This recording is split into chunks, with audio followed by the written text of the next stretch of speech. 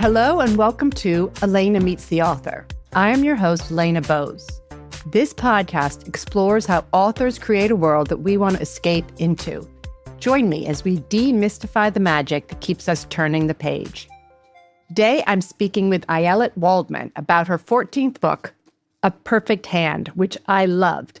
It's incredibly funny, original, and the voice is captivating from the first page. Set in Victorian England, A Perfect Hand is a marriage plot with a twist. A lady's maid named Alice Lockey falls for a lord's valet named Charlie Wells. The only way these two servants can be together is if Alice's lady Jemima falls for Charlie's Lord Winstow. And of course, the lord and the lady despise each other. The novel has been described as Jane Austen meets Nora Ephron. Amidst these crinolines, fancy French hairstyles, chamber pots, and stolen kisses, Waldman, a passionate quilt maker, weaves in some modern-day thinking and feminist ideology. Ayelet, welcome to the show. Thank you for joining us. It's so nice to be here. That is my favorite description anyone's ever given of the book. I think I might just steal it. Oh, wow. Great. That's great. Now, I loved your book. And, as I said, I was captivated from the first page. I want listeners to get a feel for your language. So before we talk about the book, I'd love if you could just read some, pick whatever section you think shows Victorian flavor and the humor. Okay, great. I'll read a little something. So I should say before I read that this whole book takes place in England. Everybody is British. There are no Americans. I am obviously not British. And when I was trying to think, you go out on the road and you have conversations, but you also read aloud from your book. And I thought, how am I going to do this? How am I going to read this book where everybody's British? Am I just going to read it in my dumb, American accent? That doesn't make sense.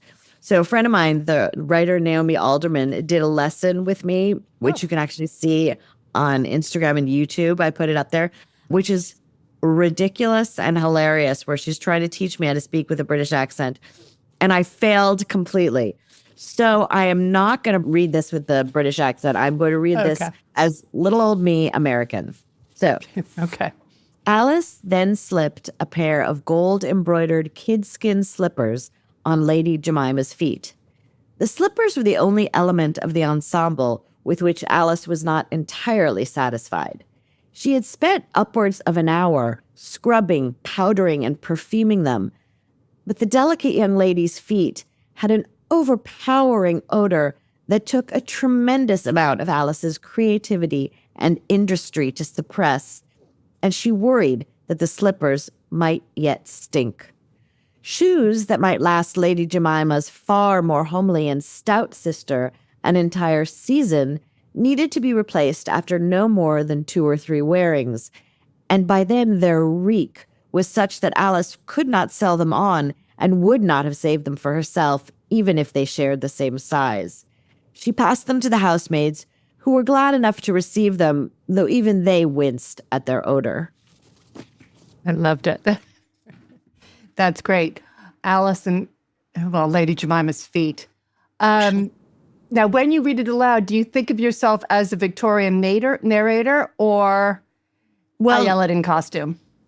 The narrator becomes a character in the book. She has a very strong voice. I think of her as this sort of Victorian lady-novelist, which is why it's funny to me to read it aloud as myself. And that voice, that lady narrator, that came to me kind of in a moment, in a flash, and right at the very beginning when I started the book, with the first sentence. And that's how I knew this book was going to be the one. I had been trying so hard to find my next book my last book came out 9 years ago. So it had been a long process of starting books and tossing them away and starting them and tossing them away. And then when I started this and that voice dropped into my head, my narrator's voice, I was just off and running. I knew right away that the book was going to work because of how strong and clear she was in my mind. And I love the way she talks to the reader. Yes. That's that's a feature that you see in novels of the period. They speak to their dear reader. And so I knew that I wanted to do that right away. Okay. I love it. And the book you dedicated to your daughter. So it was, how did that come about? So my eldest daughter, Sophie, who is herself a writer, she's working on her first novel. Like I said, it was like 10 years I was trying to figure out what to write, and I was going back and forth, and I was driving myself crazy. And I was working a lot in Hollywood during that time too, which is very distracting. But I would sort of finish a script, or it would be, we'd finish shooting a season of a show, and then I would think, okay, what am I going to do now? I have to write this novel, and I would start something and I would hate it. And finally, my daughter said to me, Mom, you always tell me, write the books you want to read. And you love Jane Austen. You love all books written in that period, going Edwardian, Victorian, Georgian England. If a movie has a bustle and a crinoline in it, you are all there 100%. Just write that. Write a sort of Jane Austen era marriage plot.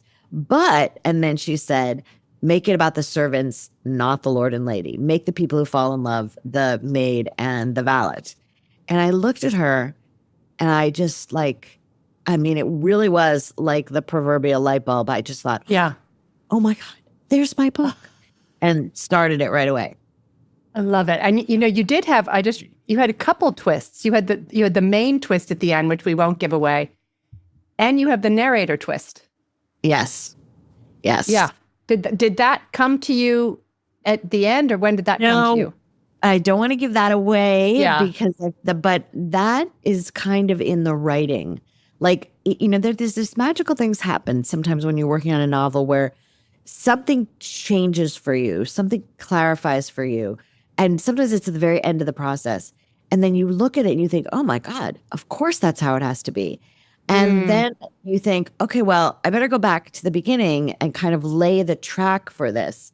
But when I went back to the beginning to lay the track, it was already there. Somehow my unconscious was clearly working with that idea. And that's really exciting. That's when you know, okay, I'm really on the right track here. So how long did this take you to write? I just was looking, I keep one of those 5-year line-a-day diaries. Have you ever seen those?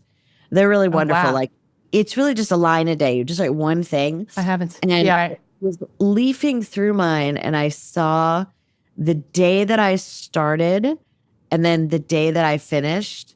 And they were just a few days apart, 1 year apart. Oh, wow. Isn't that amazing? Because reading it makes me feel like it was quick. Yeah, it kind of poured out of me. I mean, and that was a year in which there was a stretch where I was kind of paralyzed and couldn't write after October 7th and the beginning of the Gaza War. I was very I had a really hard time working then. I would say hardcore, knocking it out was about 9 months. Yeah. And which is the way you think that I spent 9 years. I know. You just have to find that thing. Yeah. Or keep your daughter around. Make her your assistant. Exactly. Lana, got anything else, honey? What's your next one? Exactly. Okay. Let's see. After the book you wrote before this was a deeply personal nonfiction book, A Really Good Day, about microdosing. Yes, microdosing. It's sort of a memoir of a month I spent microdosing with LSD, and it's sort of each day takes me into a different place where I talk about my marriage, I talk about my family, I talk about the history of psychedelic drugs, I talk about the law behind drug policy, and so and I talk about the biochemistry and how the sort of what psychedelics are doing to your brain and all that stuff. It's very different, let's just say. Sometimes I think, what is the Venn diagram of people who read me? It's I want a lighthearted and delightful Victorian almost romance, and I want a book about mental illness and psychedelic drugs, or I want a kind of Holocaust book, or that's got to be That's Ayelet. That's so many people. I realized it's a very slender Venn diagram, and I may in fact be the only person in it. So when you're writing these very different books, is the pivot between such different registers freeing, or do you have to relearn how to write each time? Well, I feel like I have to relearn how to write anyway each time, pivot or no pivot. I mean, I always send the same say or send a text with the same message to my husband when I sit down to write a new book, which is, how do you do this? Like, I don't remember how to do this. What is this thing called writing a book? And I always feel like I've never done it before. I don't know how I did. I look at my book and I'm like, how did I do this? How did I write? I don't know. So I think it's actually almost better when it's so divergent, because then at least I can say, well, it's been a while since I've done something like this. No wonder I feel this sense of imposter syndrome, and Right. maybe I have dementia because I don't actually remember, writing at all, that kind of thing. Okay. All right. Now, in an interview, you told people that you said that people tell you to write what you know, and you said you'd rather write what you want to know. What Yes. is it that you were dying to know about Victorian England or this time period? I think in this situation, it really was a question of language. I really wanted to see if I could write using the idioms, using the rhythm, using the language of someone of that period. That's what I wanted to. I wanted to see if I could challenge myself to write a book that if a Victorian lady was at her local library, sometimes they even had these like little roving libraries, that she could pick it up and she would have no doubt that it was written by her contemporary. And that's that's what I really wanted to learn how to do. And when did you fall in love with this Victorian era?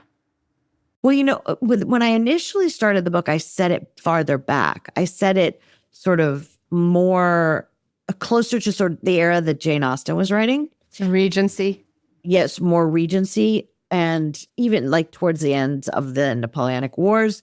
But then when I realized, when my character Alice began to develop, and I began to think about sort of what her brain was like and what she wanted out of life and what her ambitions were, I realized that I wanted to touch on the suffrage movement, and that I wanted Alice to be exposed to the very early days of the suffrage movement. So then I pushed the period later into the Victorian era, because that was right around when Alice is discovering suffrage is when it began to be, it began to be an idea that was taking hold very gently, very tentatively at the beginning. And then of course, toward the turn of the century, it began to be this incredibly important movement that became, it's interesting. There's this discussion going on in England right now about the suffrage movement because of the Palestinian protesters who were just sentenced. And there's been this debate in the newspapers about whether what they did is terrorism or not. And one of the judges said, you compared yourself to the suffrage. No, you're a terrorist. The women who were involved in that suffrage movement were not terrorists. And if you actually look at the suffrage movement, yes, they were. They were bombing. They were putting, bombs in mailboxes. They were, flinging themselves under the hooves of horses at races. They were doing everything they could to violently, in many, many cases, disrupt the status quo in order to achieve justice, right? And so I think there was this wild moment where I was reading the New York Times and I was reading this judge talking about the sentencing of these young activists. And I thought, wait a minute, lady, you've forgotten what the women's suffrage movement was. I mean, these people were a lot less violent than these incredibly courageous women of the suffrage movement. And some of them were, they starved themselves to death. They really were, they were like quite simple, they were like the Red Army of that period of time. They were terrorists. And it's only because they accomplished their goal that we don't think of them as that way. And because they were wearing, a bustle and a crinoline. Right. Yeah. I know. I interviewed another author who wrote about that. Now I've forgotten the name of that book. Bridget Dale was the author. And also I couldn't believe the torture that happened to them in the prison. I mean, truly tortured. Force feeding, you don't think of that as, it doesn't immediately strike you as that's torture, but they were doing it violently to cause them pain. They were shoving these horrible, huge tubes down their noses. I mean, it really was they weren't just trying to keep them alive with food at all. They were trying to hurt them as much as possible with these forced feedings. Exactly, so that they would leave the prison. That was the only way they could get noticed was the hunger strikes. Yeah. So in a related question, the texture that you've got is wonderfully specific. The chignons, the malodorous petticoats, especially for Lady Jemima, the economy of an estate's servant hierarchy. What did your research turn up about a lady's maid, actual daily life that surprised you most? And did you have to invent anything? So it was amazing to me. You know, there are all these books that you can get. There's one that's even still in print, which is Instructions for a Lady's Maid. It has a very long title. I can't remember right now, but it's a really hilarious volume because, I mean, it was written during that time and it was very specific. This is your job, lady's maid. And it includes everything from like how often you should go to church and terms of address, and then also how to get stains out. And as soon as I started reading these instructions volumes for servants, I realized, oh my God, there's so much of their job is dealing with effluvia, dealing with things that, you know, reek and smell. I mean, you've got this beautiful young lady that you have to present to the world because your job is to get that girl married, right? And she's pretty and she's delicate and lovely, but like there were no tampons. There were no disposable menstrual pads. There was no deodorant. So much of what you were doing is just trying to scrub off all of the sort of stink of humanity and get rid of the evidence from this person that, you know, this delicate little flower that you then send off to the drawing room to bat her eyelashes at a man. And I just love that. I just thought that was hilarious. I haven't yet tried any of the recipes for stain removal. But the other thing is like instructions for making cosmetics. I knew that cosmetics were toxic. I had no idea that like they had so much lead and arsenic in them. It's like, you know, you're making up a little pot of cream for your lady and, you know, add a little arsenic, add a little lead, stir it all up. Did they ever die? People would get terribly ill and like, you know, they would like waste away and nobody would ever realize, oh, you know, we've been smearing this toxic potion all over her body for 5 years. Oh my God. Yeah. And then when you write about the chamber pot. And yes, chamber pot. There's just, I mean, think about that you begin every day by, you know, emptying the shit out of a bowl. It was a pretty intense job. It's a really intense job. It really was. No wonder she became a suffragette. Yeah, exactly. I want out of this. Simple, related. Can you tell listeners what a false rump substitute was? Because I believe Brazilian butt lifts didn't exist in 1879. Yes. So dresses would be constructed. I mean, we think about a bustle. So a bustle is that big, those dresses that have those big. In the back? In the back. They're like these big, fluffy thing that went out behind you. And it's all meant to, all those things with clothes are meant to exaggerate this kind of idealized female body, which is exactly what we're doing now, right? Really, really tight corsets exaggerate your waist. These big false backs and bustles exaggerate your ass. You know, the corset's laced really tight, so your boobs come puffing out the top.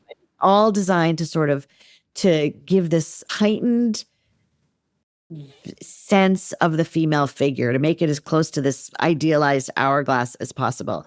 And it really is funny. I mean, you look at the Brazilian butt lift, which, by the way, I don't know if you've seen them. Every once in a while, I see someone who's still hauling around her Brazilian butt lift, and you can see she's thinking, oh, God, I wish I had just put on a bustle, and then I wouldn't have to worry about getting these things removed, you know?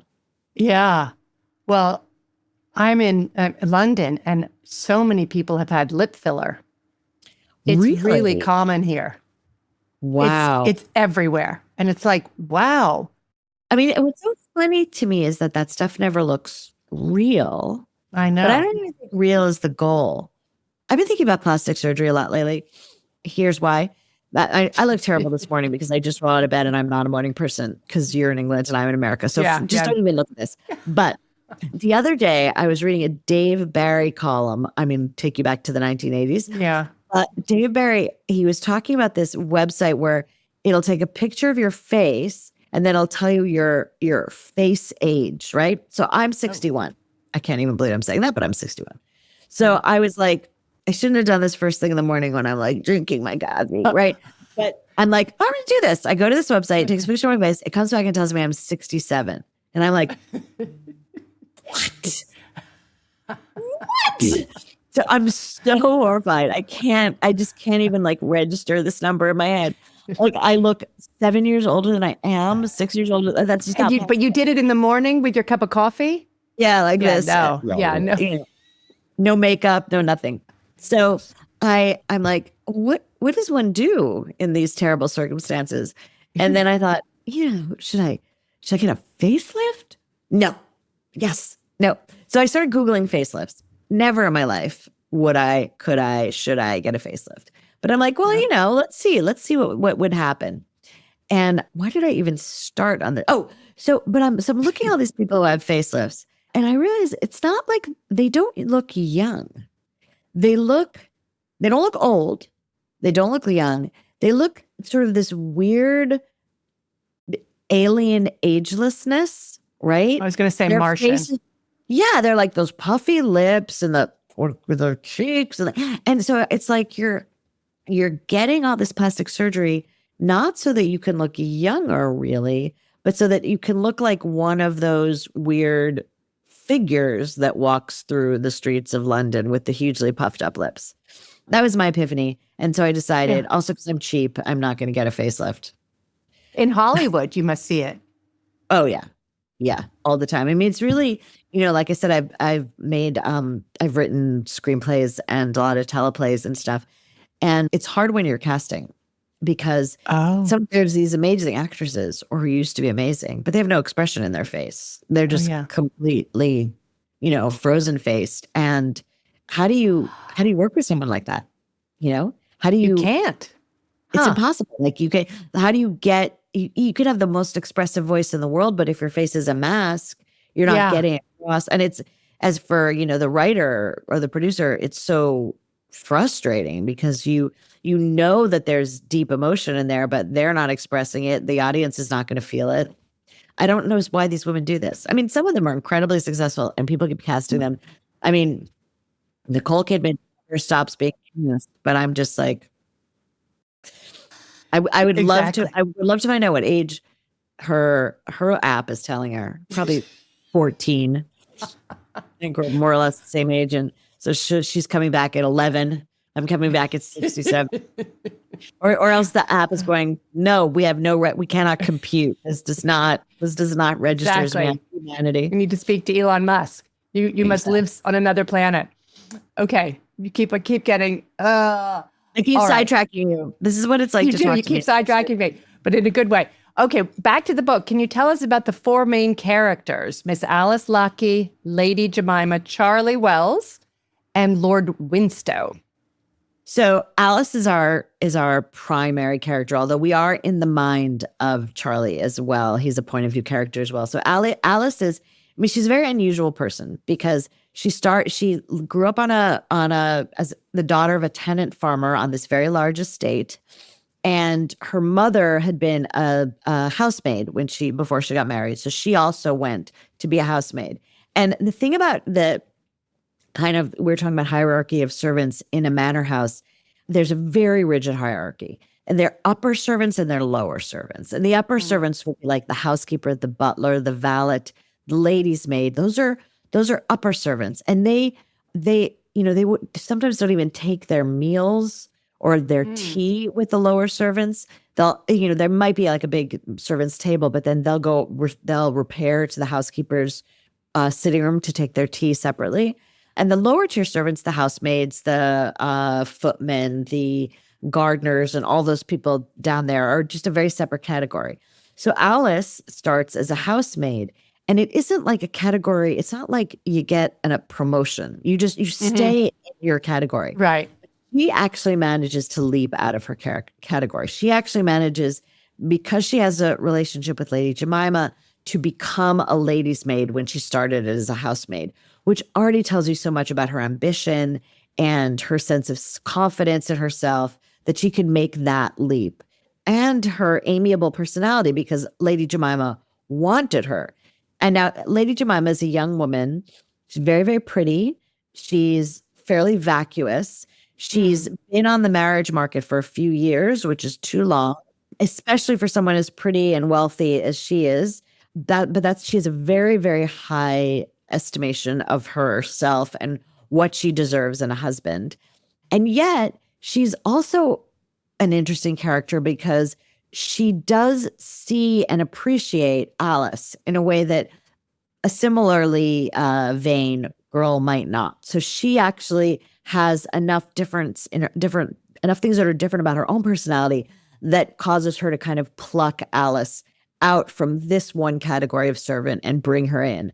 Because you would have thought that someone like Lady Jemima would want German. How about that? German ladies' maids were very popular during the period. Right. Can you imagine? Oh, I want a German to make me look pretty. But she doesn't. She wants Alice, who she's basically. And her mother wants her to have a German. Yeah. Her mother wants her to have a German, or at least, a French girl like her mother does. And Jemima is very focused on getting married and focused on marrying well. She is materialistic. So she does want to marry someone who at least of her own status. But she also is very romantic and has these notions of love and falling in love. And she has terrible taste in the people she falls in love with. Mm-hmm. Charlie, let me take a sip of my tea. No, take your sip. Water. I always say that this is a book meant to be drunk with a cup of tea. Yeah. Charlie is also kind of a unique for his class and status character. He grew up very poor in Manchester, and so poor that his family was in the poorhouse. His father was a drunkard, very common. There's a reason that the suffrage movement came out of the anti-alcohol movement, the anti-drink movements, because booze destroyed the lives of women because their husbands would drink up all their salaries and would beat them. And so It really was like a radical movement for prohibition, because it was a movement about saving the lives of women and children, which people don't really think about it. Not at all. No, but it really was connected, kind of. Oh, yeah. Connected? Yeah. So the women who were involved in the prohibition movement became sort of shifted off into the suffrage movement, because these are both movements really about women's rights. So Charlie's father drinks his whole family into the poorhouse, where he promptly dies.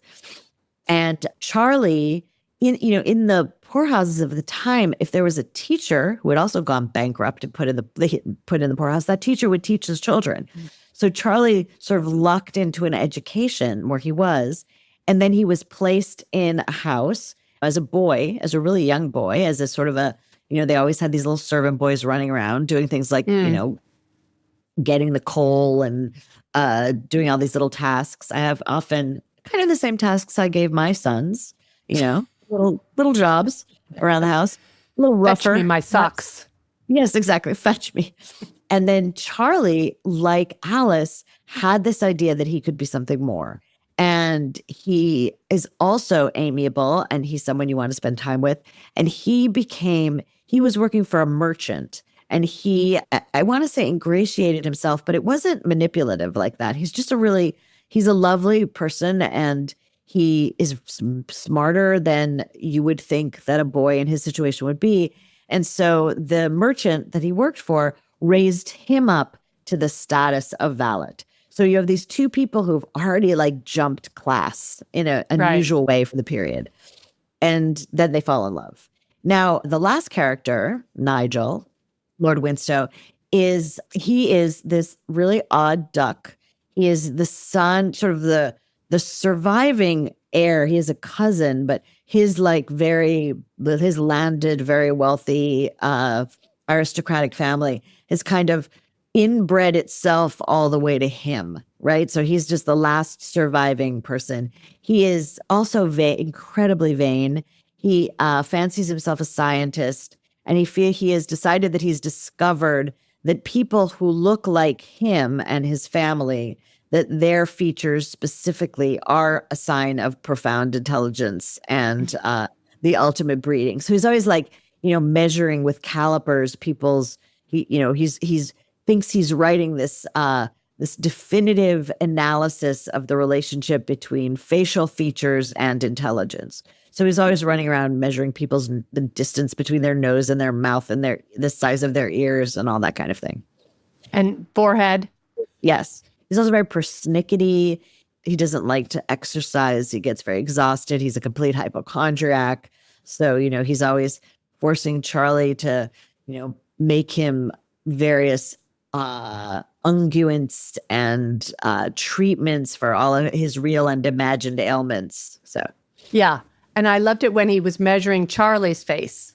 And that was disconcerting to him because Charlie, his measurements really were of someone of higher birth. Yes, it's very anytime. Or when he was measuring Charlie's face, when he was measuring sort of an ugly lord, that was very disconcerting. Like, oh, that's right, too. This man is an aristocrat, and yet his features are not regular the way I believe they should be. And what he's going by, like I said, he's the last surviving member of his family. So he's making all these measurements based on the portraits of his relatives and his ancestors in his portrait gallery.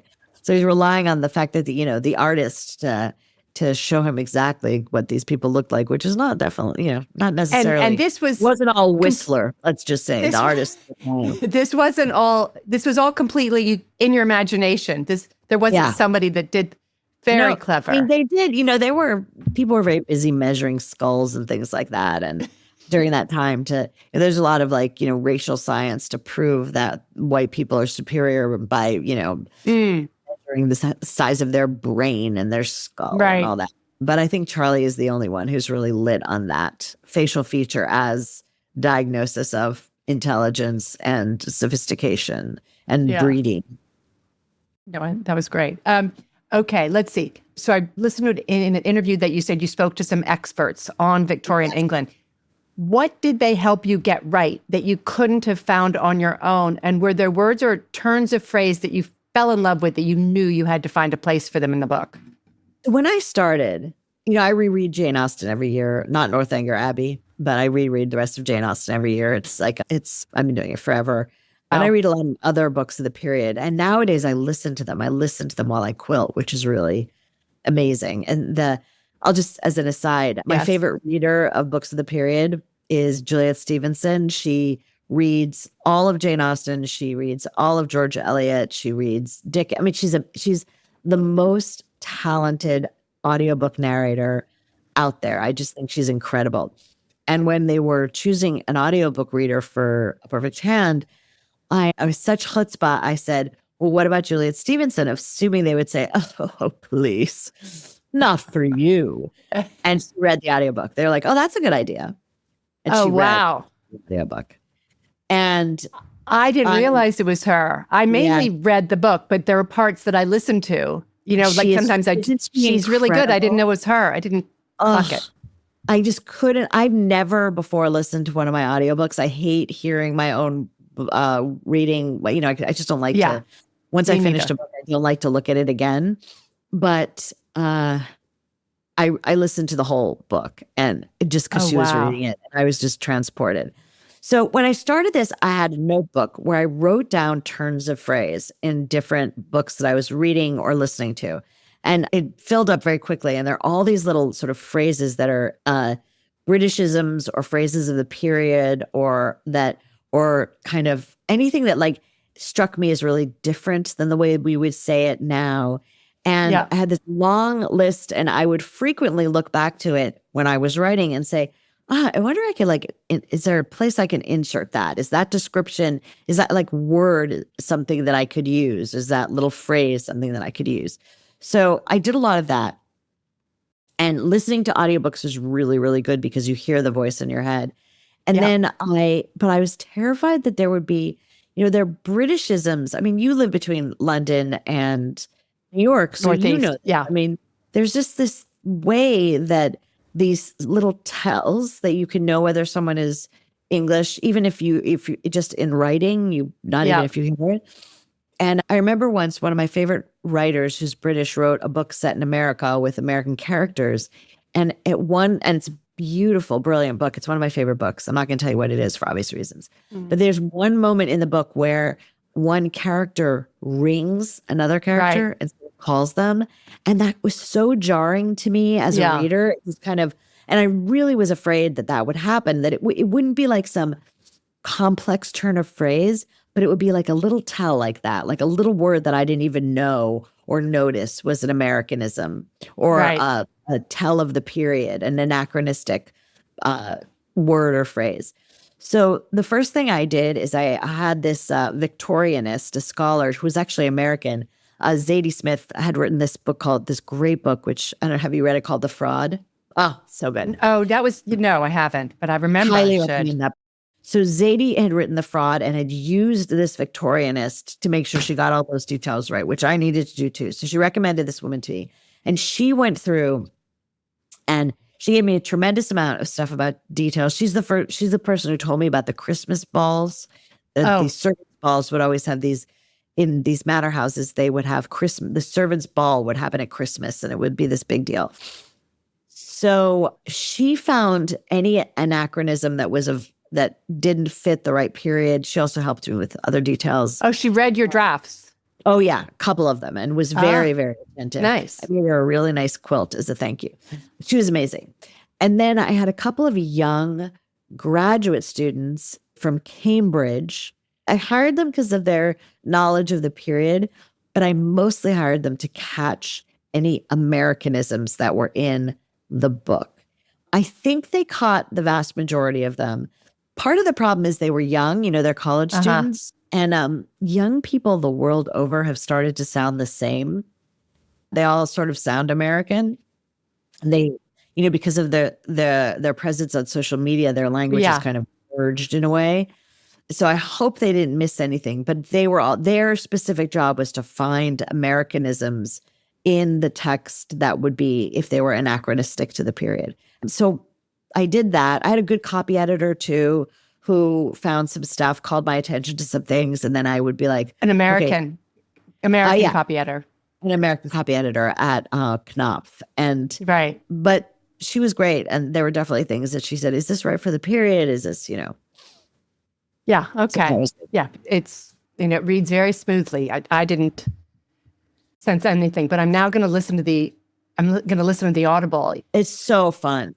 And Julia, she's so good. I got all these queries, like, delicate questions about class. Like, was this character, Charlie, we're going to do a Manchester accent, a Mancunian accent, but what class do you want him to speak to? And she was asking me really specifically because she said, this is the class he was born into, but he's actually a striver, and he's striving to speak with a sort of more elegant language. And she just kind of nailed all that.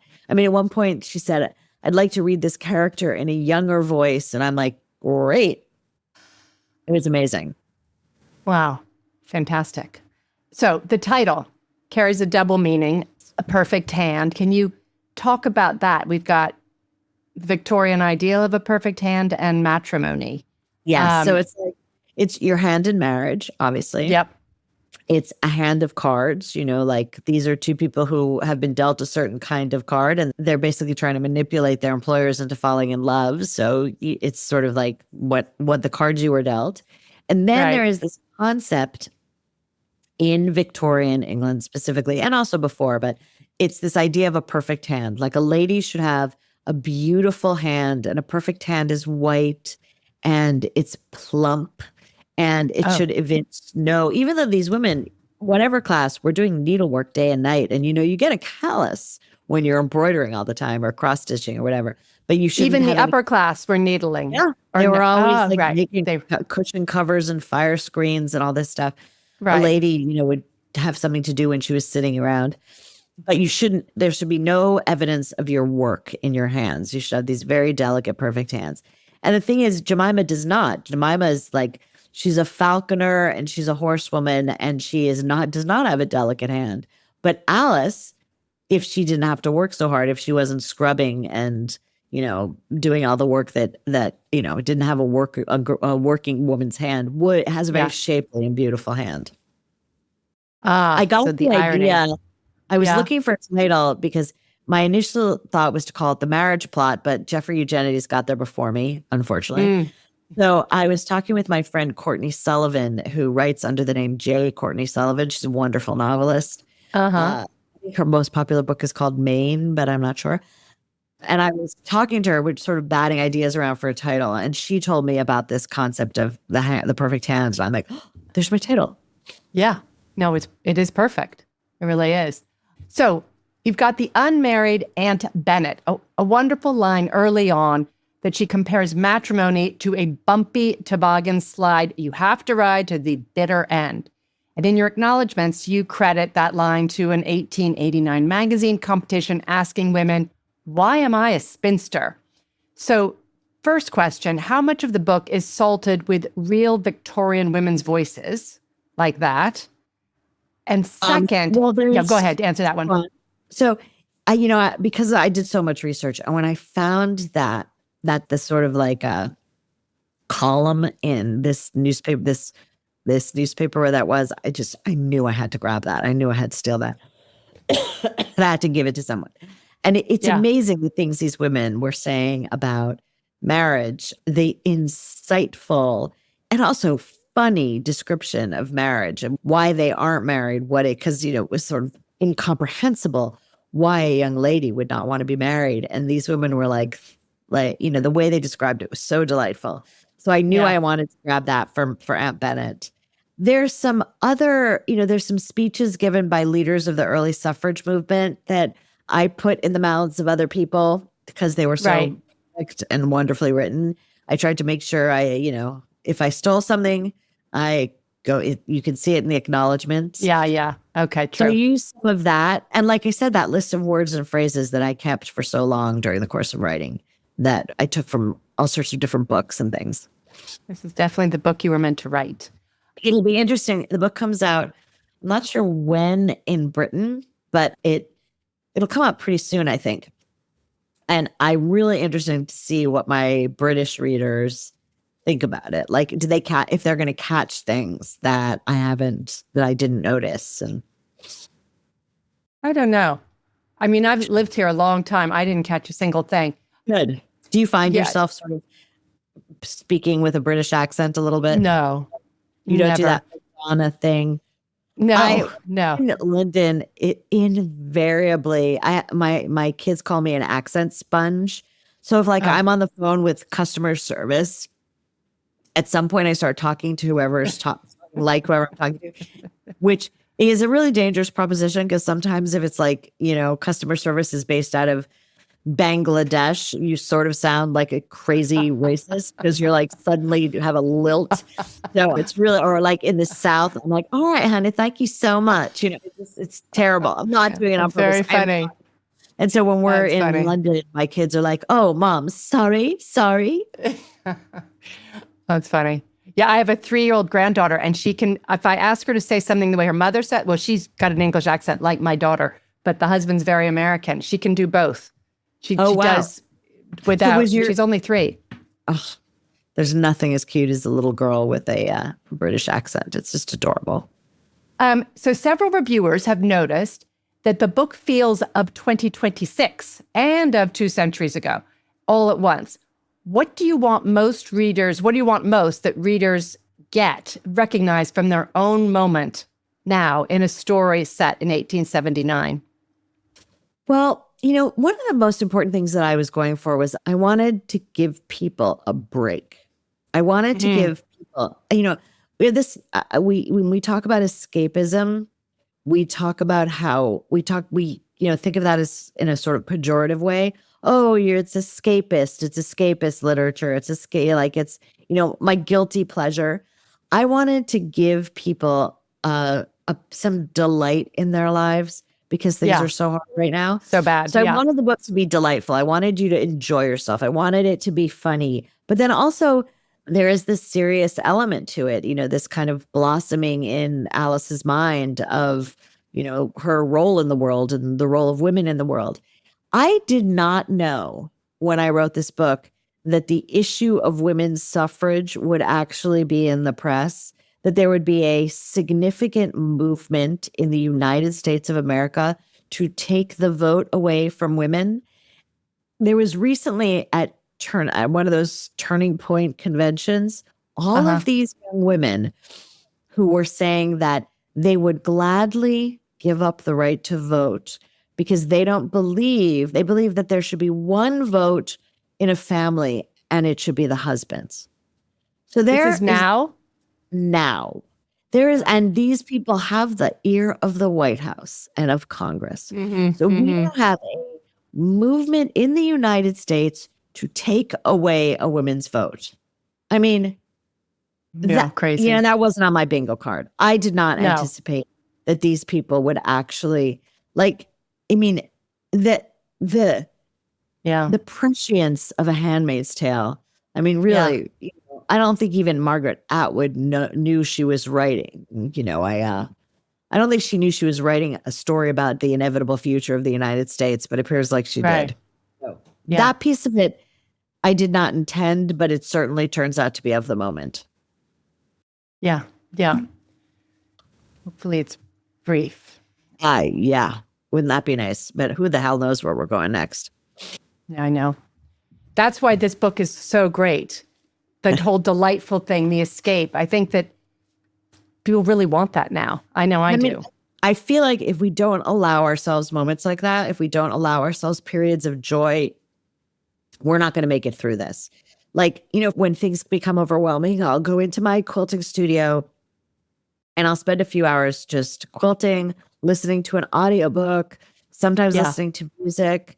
And it'll just be a way for me to recalibrate and find myself again. Because if all you're doing is, what you're doing is really great, even if you're out there protesting, your brain and your body needs a break or you will not make it through. I mean, best case scenario, we're in this for a couple more years. Best case scenario. Worst case scenario, it's forever. Best case scenario, it is going to be 2 incredibly stressful years. And we're going to have to figure out how to get ourselves through it. Right. Yeah. And we already had 10 stressful years. Yes. Right? Yeah. Yeah. I mean, it's kind of astonishing. Yeah. Okay. Back to this lovely book. So your editor reportedly called you the Swiss Army knife of writers, someone who can write anything. You've done literary fiction, cozy mystery series, the motherhood essays of Bad Mother, a memoir about microdosing, and political nonfiction. Are you just insatiably curious? It's funny. I loved when she said that because I had been I was like, what am I doing? What is wrong with me? Usually what you're getting when you see a book by an author. You're like, oh yeah, no, that's going to be a historical romance, or yeah, that's going to be a thriller. And I'm just all over the place. And so I was getting sort of anxious about that when Jenny Jackson, my editor, who's also a novelist, she's a very talented novelist, when she called me the Swiss Army knife of writers. And I decided, I'm just gonna embrace that, and I'm gonna make that into a positive. I think it's just, my mind goes to all sorts of different places. It just doesn't ever sit still. So I'm a voracious reader and I read all sorts of different things. And so I think it sort of makes sense that I like to write all sorts of different things. I just hope that there are enough people who can follow me from who want to read the microdosing book, but also want to read this book. So, but I can't control that. Anybody that's a voracious reader with a big curiosity. I think that's I loved true. How to Change Your Mind, that book. Oh yeah, for sure. I think people like different books. I like all sorts of books. I'll read that book. I should have read it, but I was focused on this one. So if you really are the Swiss Army knife of readers, you've just deployed the historical comedy blade for the first time. Might we see this very readable blade again, or are you going to switch to, say, the can opener or the bottle opener? Very good. I actually have been thinking that I want to stay in this world for a little longer. One of the books that I started in this 10-year period where I couldn't figure out what to write was set during World War I, which is a period I'm really curious and interested in. There's this great series of books by Pat Barker, a British novelist. They're called the Regeneration Trilogy. They're wonderful, wonderful. They're some of my favorite. They're 3 of my favorite books. They're just, you should read them all together. I think they're even published in a single volume in some places now. wonderful novels. And that kind of sparked my interest in World War One. Mm-hmm. And so I think that there might be a character that I can take from this book and pull forward into that period. But I have to figure out how to do it, because one of my favorite things about this book is because its tone, that kind of loft and light, the kind of delight that I was going for. And it's kind of tricky. Can you put that into World War One, this devastating, horrible international nightmare? So, but I do think that I'm not quite done. I'm not quite done with the voice. I'm not quite done with the period. And so we'll see. I have another book that is right now, the book that I have to finish is, I don't even think it's in the same Swiss Army knife. I think you have to go to the store and buy a different blade set. It's a family memoir of my family's relationship with Zionism in Israel. I know, crazy. Could not be more different. So I'm writing that now, and that'll be my next book. But then after that, I think I'm going to come back. I'm going to need to come back to something loft to it. So it'll be good for me, I think, to come back to the world of A Perfect Hand after immersing myself in, maybe there's romance. Yeah, it'll be nice to have a little romance. Yeah. Okay. And I suppose this character that you're thinking of pulling, but don't tell us, has to be quite young. Because this is 18, whatever it is, 18, 9. Right. Oh, not yet born. Maybe not yet born. We'll see. Okay. That's it for my questions. I'm going to let you go, but that was really thank you so much. Fantastic. Really great way to wake up. It was really fun. Are you awake now? Yeah, more or less. You're very awake. I know. Thank you. Because I know now it's 9:40 your time. Better. No, now it's a reasonable time for someone to get up. Exactly. Escapism should not be a dirty word. Ayelet is right. We all need moments of joy in these turbulent times. And this book, A Perfect Hand, gave me several moments of joy. Take me to Victorian England anytime. Crumpets, crinolines, and corsets, what more do you need? This book you can get lost in anywhere. A train, a plane, or closer to home, and my favorite place to read a book, in bed before you go to sleep. So I'll see you in 2 weeks for another delightful escape. Thanks.